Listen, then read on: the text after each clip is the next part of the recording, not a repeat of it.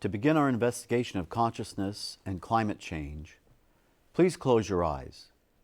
Take a slow, deep breath, filling your lungs with air, holding that breath for a count of 8. 1, 2, 3, 4, 5, 6, 7, 8. Now, slowly exhale, watching the air as it leaves your lungs through your nose or your mouth. Now visualize your favorite and most beautiful outdoor wilderness area. Notice how you feel as you experience this most beautiful area.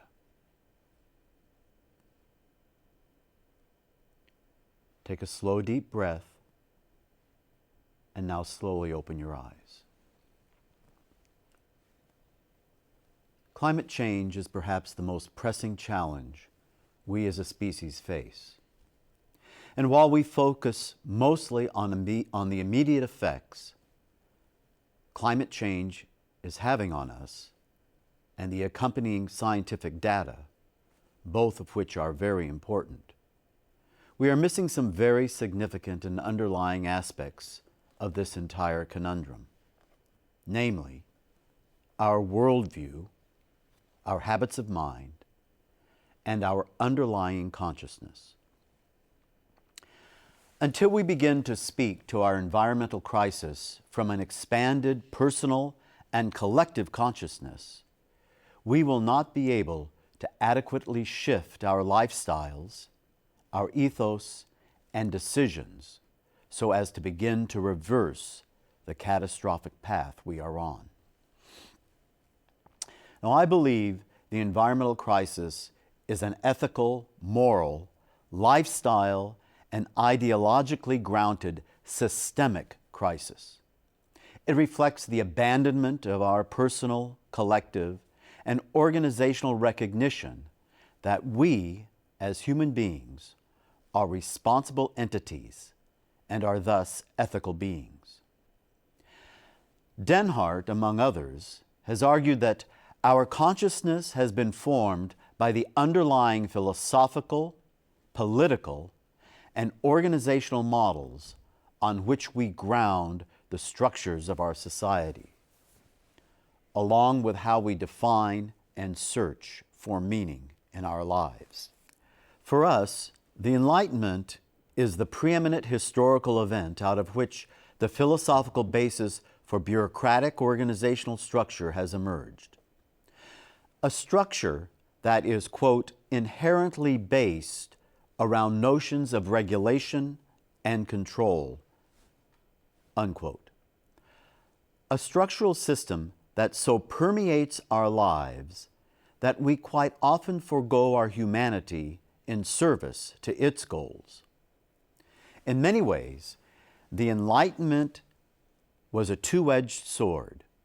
One edge has provided us with a new sense of freedom to think and make decisions and a new way to view reality.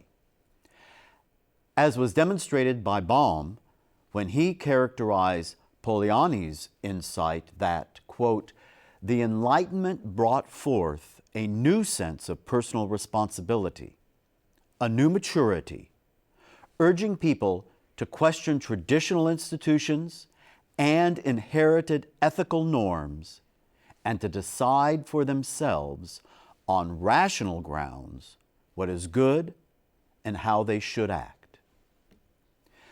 This reference to the Enlightenment is not to the utilitarian ethics of John Locke, which is, quote, defined by man's rational material self-interest, but rather the ethics of responsibility for the whole that is found in Kant and Hegel and the humanistic tradition generated by the Enlightenment, unquote.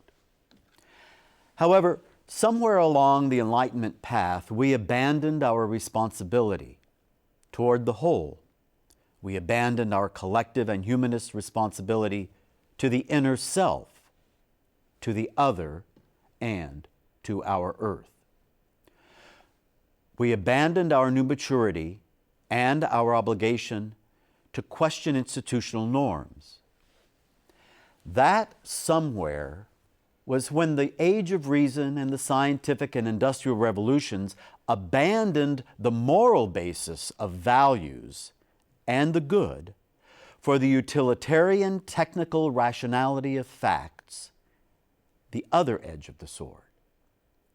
That somewhere took hold when, quote, in terms of administration, good and bad refer only to judgments about the attainment of specific organizational objectives. Those actions which contribute to the accomplishment of the organization's purposes are good, and those which do not are bad, according to Denhart. That somewhere arrived when the highest value became the bottom line and emerged as the end-all and be-all for our cultures. An age in which value was narrowly defined as empirically provable and reducible to quantitative, factual bits of information. An age where quantifiable measurement and goal achievement did away with quality as the measure of success, beauty, and human fulfillment. An age that replaced the good with the attainment of immediate individual happiness as the continual goal to be achieved. This reductionist worldview put forth a myopic consciousness from which we evaluated our actions not on what is good for the commons, but what is immediately attainable for individual happiness or for the accomplishment and preservation, nay, the advancement of institutional structures. A reductionist ethic that sought personal gain, profit, as the highest value and most desired goal. With this utilitarian ethic came an instrumentalist worldview that commodified nature, a view where land is seen as providing unlimited resources for the advancement of the industrialization of the world and the commodification of human labor for profit. Our consciousness and habits of mind are continually being reinforced by the organizational structures in which our political and economic systems are grounded, namely the industrial rational model, ethical egoism, and utilitarianism. Each of these being isolationist in nature. This is a view of rationality that, quote, cannot inform the process of making moral judgments. The most difficult moral choices of the individual require that we move beyond rationality, according to Denhart. As Edward Whitmont stated, quote, ethos, morality, and the meaningfulness of existence rest basically upon emotional and intuitive foundations. These areas may be secondarily rationalized, but mere reason alone never touches or moves them, unquote. The positivistic and, quote, narrowly defined technical rationality of the rational model, unquote, separates us from the other ways of knowing that we possess. That is to say, our intuition, our senses, and our experience of the transcendent as realized when we walk through the forest at sunrise, or gaze across the expanse of the ocean, or realize the love of another, or experience the mystery of self and the transcendent that is accessed through the arts, through mindfulness, through meditation, or through prayer. Even the neuroscientists are recognizing that our cognitive rationality is not the only way that we know. As Voss and Kramen stated, The orbit's frontal cortex is crucially involved with intuitive and emotionally, quote, driven decisions, unquote. Our estrangement from our natural surrounds is most acutely demonstrated in the influence of the neoliberal practice of capitalism, where entire national economies are dependent upon manipulation by global monetary institutions. This economic structure is designed to reinforce the technocratic industrial model, including corporate agriculture, that commodifies the earth and its resources for the benefit of corporate profit. This model of economics, along with instrumental rationality of the organizational model, perpetuates a false consciousness that, quote, leads us to fail to recognize our true needs, according to Denhart. Namely, the human needs of connection to our inner self, the human need of connection to the other, and the essential need for clean air, clean and abundant water, healthy food, and real, meaningful work. So how do we break out of the false consciousness in which we reside? What must we do to begin to alleviate our climate crisis? The expansion of consciousness is an ongoing, dynamic process involving awareness on many levels. It involves recognizing that our lifestyles do affect others and our environment. It involves recognizing the, quote, larger historical meaning of our actions, according to Denhart, while taking responsibility for these actions.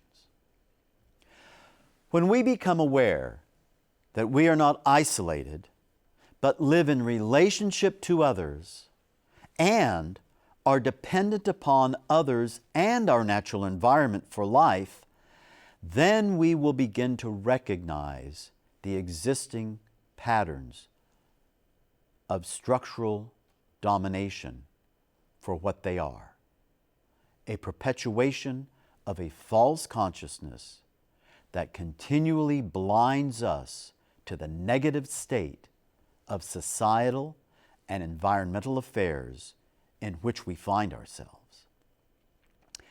This is where, quote, true existence begins, unquote. When our eyes are opened to seeing our social surrounds differently, quote, orders of consciousness gradually emerge as the individual develops and grows in response to the changing demands of our social surround, unquote, according to Cohen and Piper. Now, our consciousness is expanded through making personal, societal, and historical connections, through opening up to the other, through recognizing habits of mind that keep us repeating behaviors that are limiting and that prevent us from seeing future possibilities. So how do we begin to respond ethically to today's historical developments? That is, to our effect on climate change? Well, we can begin our response through developing mindful and meditative practices which, by their very nature, open us to being more self-reflected, more open to alternative ways of thinking and different ways of seeing and different ways of knowing. We begin by taking time to search our inner self, to find out what core values we really hold and what we believe. Because it is only when we know these inner realities and know how we think, that is, our habits of mind, that we have the possibility of choosing differently and of changing our behaviors. On the societal level, we might align ourselves with environmental movements dedicated to the healing and protection of our environment, such as Greenpeace. Ferber stated that, quote, social movements can act with a blazing pace necessary because they operate outside the system and refuse to be slowed or chained by its rules, unquote. The Surfrider Foundation, the Natural Resources Defense Council, the Environmental Defense Fund, and the Sierra Club, Earth Justice, and the Environmental Law Institute are good examples of effective social and environmental movements that can bring praxis to the expansion of consciousness. We can begin by supporting businesses that are more aligned with protecting and healing the environment. A good example of an organization that is working somewhat within the current economic system, but acting as a thorn in its side, is the clothing company Patagonia out of Ventura, California. While still playing within the corporate model, the consciousness and intent of this organization is aimed toward saving the environment through bringing cleaner environmental practices and environmentally and socially responsible initiatives to doing business. It is a prime example of a consciousness within an organization that realizes where it is, what it does, how it pollutes, and yet attempts to continually do better. A prime example of realizing the, quote, larger historical meaning of its actions, unquote. Patagonia doesn't pose as a, quote, model of responsible company, but realizes its environmental and social responsibilities, unquote, according to Yvonne Chenard, the owner, and has begun to act on these responsibilities. Its mission demonstrates this, quote, build the best product, cause no unnecessary harm, use business to inspire and implement solutions to the environmental crisis, unquote. Patagonia challenges conventional corporate structures through its commitment to using business for higher purposes other than profit. It challenges conventional corporate structures through its commitment to sustainability by developing and using organic cotton, by publishing the Footprint Chronicles, which measures the environmental impacts of selected articles of clothing, by, quote, working with an outside auditor and an in-house corporate responsibility specialist to establish the working conditions and pay for every person who sews a Patagonia garment, unquote.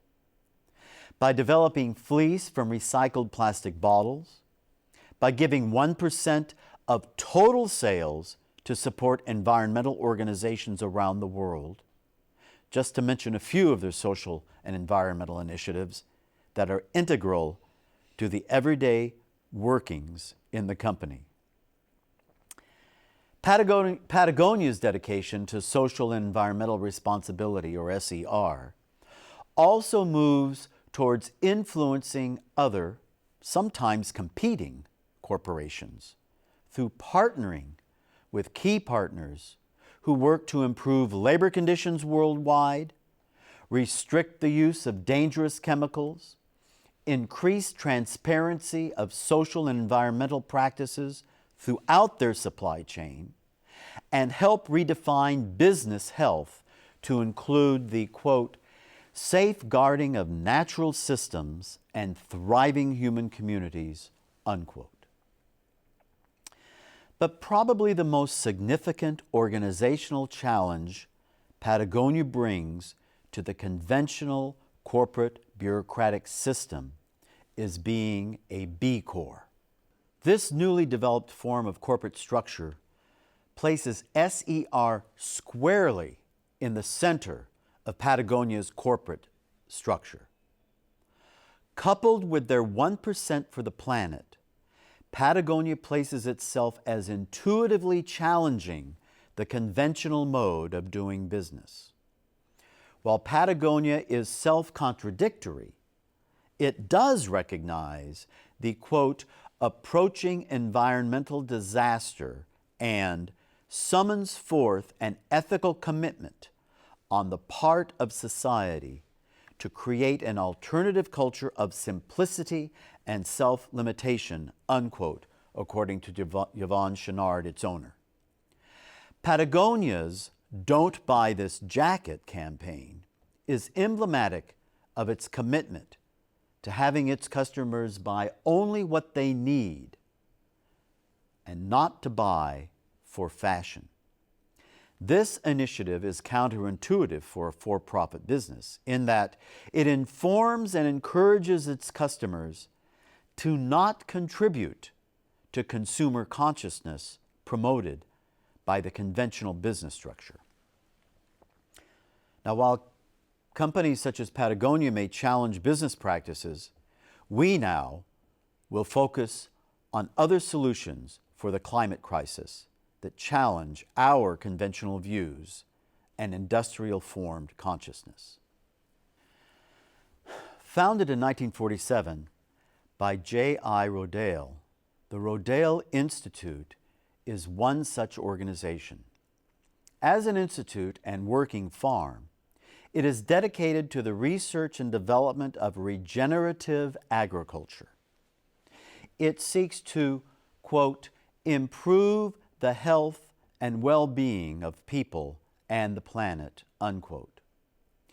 The Institute studies the link between healthy soil, healthy food, and healthy people through regenerative agriculture. The Institute challenges us and our conventional consciousness to, quote, look beyond the source of the problem, the swarming carbon pumps that endlessly contaminate our atmosphere, unquote. This means redirecting, quote, the discussion from the swarm to the simple, unquote. From the complexity of conventional and chemically based industrial agricultural model to the regenerative organic agricultural model. If we continue to attack the climate crisis solely from the direction of reducing gross man-made emissions, we will be forced to confront all the bewildering complexity of climate chaos, unquote. This counterintuitive insight pushes us to realize that focusing solely on the swarm reinforces an industrial mindset that pits us against them.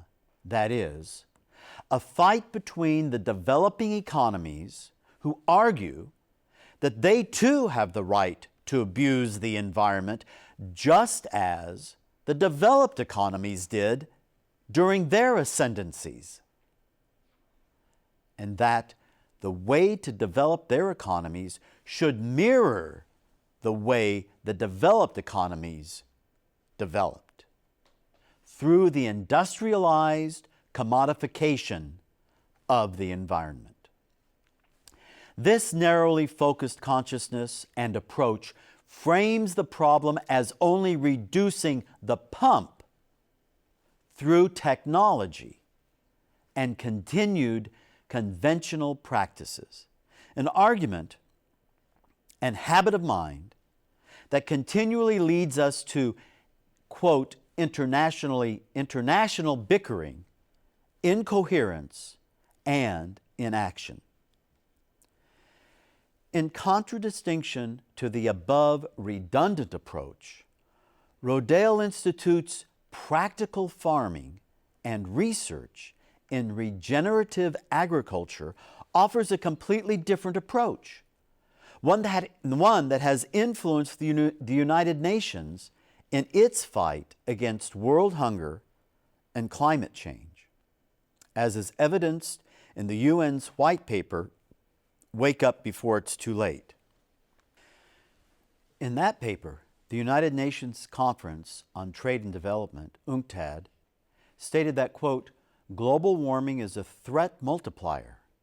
It compounds, supplements, or reinforces other threats so that the biophysical vulnerability of agriculture increases, impacting the most vulnerable people in the world, unquote. The UN realizes that climate change is systemic and will affect food production, and that food scarcity, quote, is bound to increase the severity and frequency of riots originated by food price increases with concomitant political instability and international tension caused by resource conflicts and migratory movements of starving populations, unquote. The UN, in conjunction with the Rodale Institute, calls for a paradigmatic shift in how we view food production and the effects that conventional agriculture has on climate change. Industrial agriculture, quote, is a net producer of greenhouse gas emissions, both directly through conventional farming practices that deplete soil carbon stocks while emitting nitrous oxide, N2O, and indirectly through land use change, unquote. Regenerative organic agricultural practices sequester carbon. It maximizes the carbon dioxide pulled from the atmosphere by plant growth and minimizes the loss of that carbon once it is stored in the soil. And one last point. The argument that we, quote, will need to feed 9 billion people as justification for seeking ever greater yields is duplicitous, unquote. The issue of access to food is an economic and social issue, which is the, quote, result of inappropriate agricultural and development policies that have created and continue to reinforce rural hunger, unquote. This huge problem can be ameliorated, quote, in part by robust support for small-scale regenerative agriculture, unquote. This is a socially responsible approach to food scarcity that will necessitate retraining and education in a non-industrial approach to agriculture, a social and environmentally responsible approach to both world hunger and fighting climate change, and a game-changing, consciousness-raising, and ethical approach to both climate change and world hunger. Thank you.